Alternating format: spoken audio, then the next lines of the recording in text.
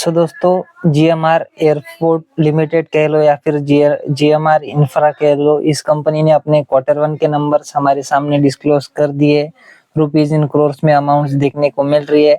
बात कर लेते हैं कंपनी के सीक्वेंस की, तो जून मार्च जून का जो है हमें सीक्वेंस देखने को मिल रहा है। अब बात करें कंपनी के रेवेन्यू की, तो देखिए कंपनी ने इस क्वार्टर में 3,205 करोड़ का रेवेन्यू जनरेट किया है। पिछले क्वार्टर में जो है 2,863 का रेवेन्यू था और पिछले साल 2,402 करोड़ का रेवेन्यू देखने को मिल रहा था। तो ईयरली क्वार्टरली कंपनी का रेवेन्यू हमें बहुत ही शानदार बढ़ता हुआ देखने को मिल रहा है। यहाँ पर से एक अंदाजा आ जाता है कि कंपनी की इनकम और नेट प्रॉफिट भी हमें अच्छा ही देखने को मिलेगा। तो कंपनी की इस क्वार्टर की टोटल इनकम है 3,320 करोड़, पिछले क्वार्टर में थी 2,976 और पिछले साल 2,522 करोड़ की टोटल इनकम देखने को मिल रही थी। 2,500 की 2,300 और 2,900 की 2,300, यानी कि ईयरली क्वार्टरली बहुत ही शानदार परफॉर्मेंस कंपनी ने दिखाया है। बात करें कंपनी के खर्चों की, तो कंपनी के इस क्वार्टर के खर्चे 2,040 करोड़ है। पिछले क्वार्टर में 1,854 करोड़ थे और पिछले साल 1,505 करोड़ के खर्चे कंपनी ने किए थे।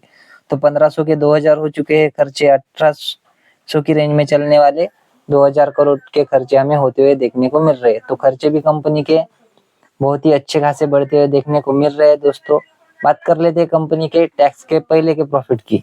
सो प्रॉफिट नहीं, हमें लॉस ही देखने को मिल रहा है। सो कंपनी का टैक्स के पहले का लॉस है 65 करोड़ का। पिछले क्वार्टर में 195 का लॉस था और पिछले साल लगभग 300 करोड़ के आसपास के लॉस में कंपनी काम कर रही थी। तो 300 का लॉस घटकर 65 करोड़ रह चुका है और 195 का भी 65 करोड़, यानी कि कंपनी अभी जो है अपने ब्रेक इवन के आसपास देखने को मिल रही है। ईयरली क्वार्टरली कंपनी का घाटा जो है वो हमें कम होता हुआ देखने को मिल रहा है। बाद में बात करें कंपनी के नेट प्रॉफिट की या फिर net profit loss for the period और द ईयर की, तो देखिए कंपनी का इस क्वार्टर का लॉस जो है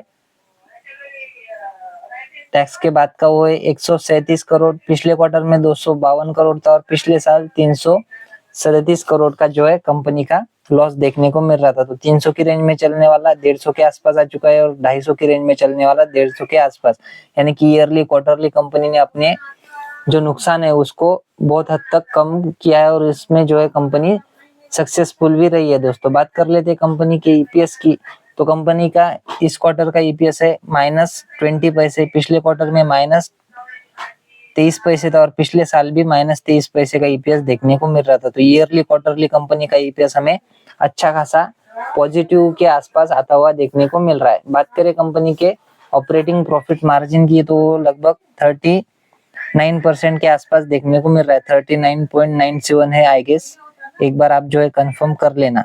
सो कंपनी का ऑपरेटिंग प्रॉफिट मार्जिन भी हमें सुधरता हुआ देखने को मिल रहा है इस क्वार्टर में। सो दोस्तों आशा करता हूँ वीडियो आपको अच्छी लगी होगी। अगर अच्छी लगी हो तो वीडियो को लाइक और चैनल को सब्सक्राइब भी कर देना। मिलते हैं नेक्स्ट वीडियो में, तब तक के लिए धन्यवाद, बाय बाय।